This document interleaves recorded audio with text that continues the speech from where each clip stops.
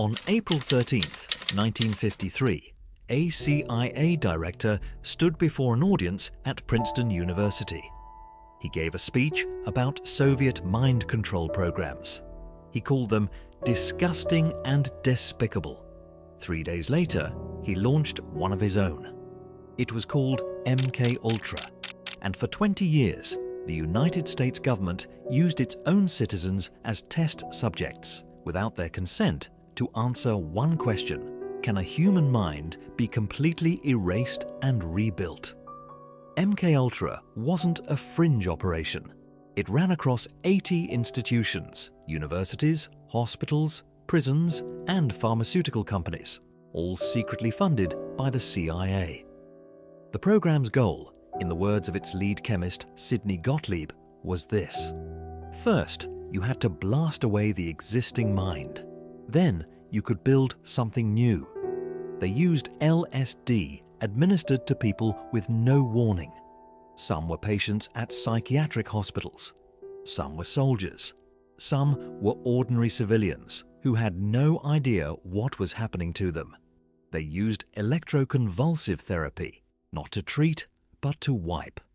In Montreal, a CIA-funded doctor named Donald Ewan Cameron subjected psychiatric patients to shock therapy at many times the normal power, combined with weeks of drug-induced sleep, playing recorded messages on loop in an attempt to implant new thoughts.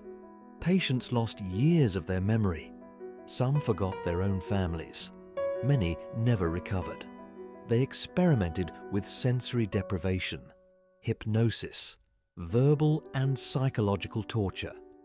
They were looking for a real-life Manchurian candidate, a person who could be programmed to act on command with no conscious memory of being controlled.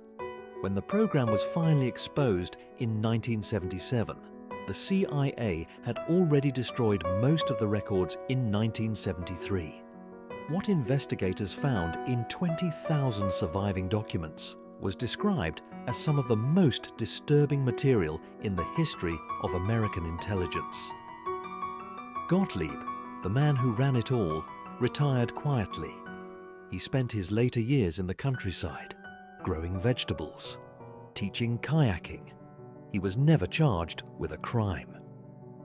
MKUltra officially ended in 1973.